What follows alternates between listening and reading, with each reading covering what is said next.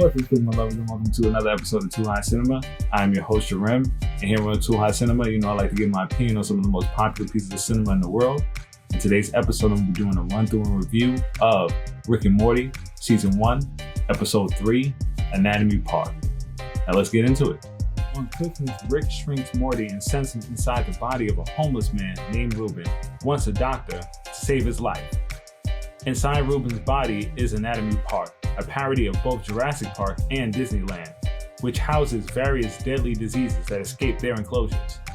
Morty meets the park staff, Pancho, Alexander, Annie, and their leader, Dr. Xenon Bloom. After fleeing from gonorrhea to the lungs, they discover that Ruben is suffering from tuberculosis, but he dies just before Rick can cure him. Together they flee from the rampaging diseases and dangers, which result in Alexander's death, while Annie eventually falls for Morty. They discover that Pancho betrayed them by giving Ruben the tuberculosis, and he is killed by bubonic plague. Morty tells them to get to Ruben's right nipple, and Dr. Bloom is devoured by E. coli bacteria, operating a train for Morty and Annie to escape.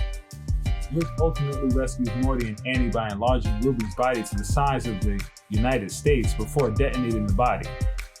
Annie, Rick, and Morty return to Earth, and Rick shrinks Annie for a future experiment. Meanwhile, at the family home, Jerry's parents visit along with a man named Jacob, and the family tries to bond without electric devices at his demand.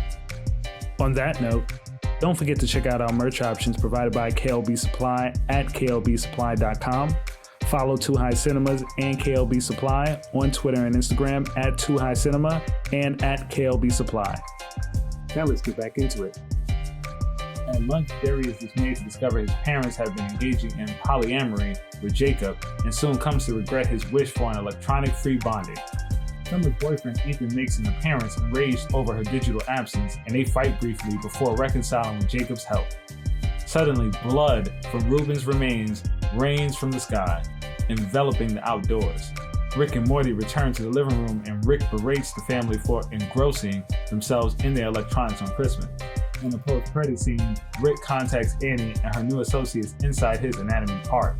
He hangs up in frustration after one member insults the concept of his ride, and the patient is revealed to be Summer's boyfriend, Ethan, who then asks if he still gets paid.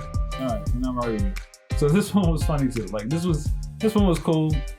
Not the strongest one so far, but yeah, this one was cool too. I like the whole idea of the whole Jurassic Park-esque theme park and a person, but about an anatomy.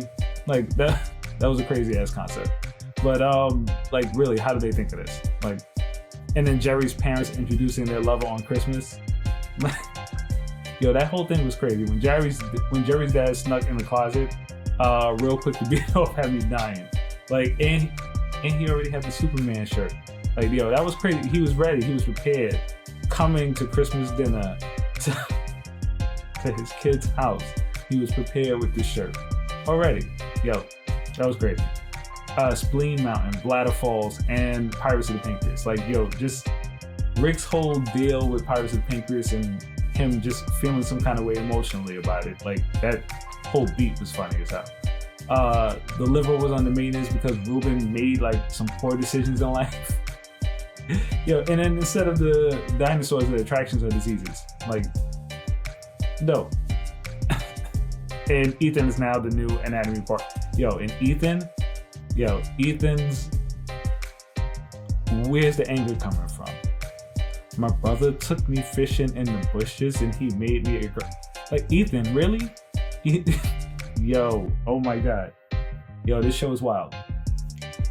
So now my grading. Comedy, dank. Drama, dank. Action, dank. Horror, mids. And that was my run-through and review of today's cinema. Click the like button, click the subscribe button, and comment below on today's video and what you would like for me to review next. And follow Too High Cinema on Instagram and Twitter at Too High Cinema. And for now, smoke you later.